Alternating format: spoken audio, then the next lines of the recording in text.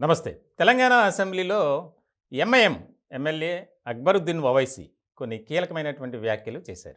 అదేంటంటే, కాంగ్రెస్ పార్టీతో ఎంఐఎం పొత్తు పెట్టుకుంది, స్నేహపూర్వకంగా వెళ్తుంది, అర్థమైపోతుంది. అందుకే కాంగ్రెస్ ఎంఐఎంకు ప్రోటెం స్పీకర్గా అవకాశం కల్పించింది అని రకరకాలుగా చర్చించుకున్నారు. వ్యాఖ్యలు వచ్చాయి, ఆరోపణలు కూడా వినిపించాయి బాగా. ఇలాంటి సందర్భంలో ఆయన అసెంబ్లీలో మాట్లాడినటువంటి క్రమంలో దానికి క్లారిటీ ఇచ్చారు. ఏదేదో మాట్లాడుకుంటున్నారు, అది తప్పు. ఎందుకనంటే తెలంగాణలో ఎంఐఎం ఒంటరిగానే ఫైట్ చేస్తుంది, ఒంటరిగానే ఎన్నికలకు కూడా వెళ్తుంది. విషయంలో ఎలాంటి సందేహమే లేదు. అనవసరమైనటువంటి ఆరోపణలు ప్రచారం చేస్తే ఊరుకోం అని చెబుతూ, ముఖ్యంగా గతంలో అధికారంలో ఉంది బీఆర్ఎస్కి సపోర్ట్ చేశాం.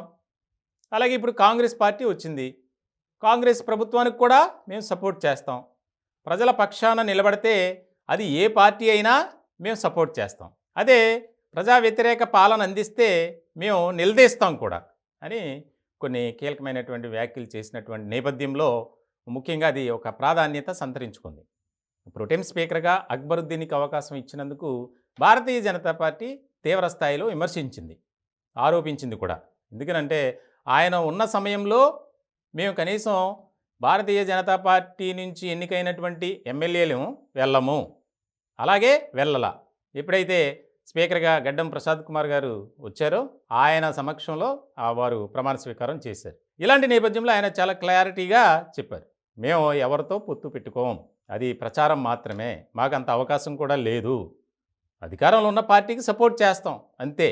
ఒకవేళ వ్యతిరేకంగా కనుక పరిపాలన చేస్తే అది ఏ పార్టీ అయినా నిలదీస్తాం, పోరాడతాం అని చెప్పి ఆయన చేసినటువంటి వ్యాఖ్యలు ఇప్పుడు రాజకీయంగా చర్చకు దారితీశాయి.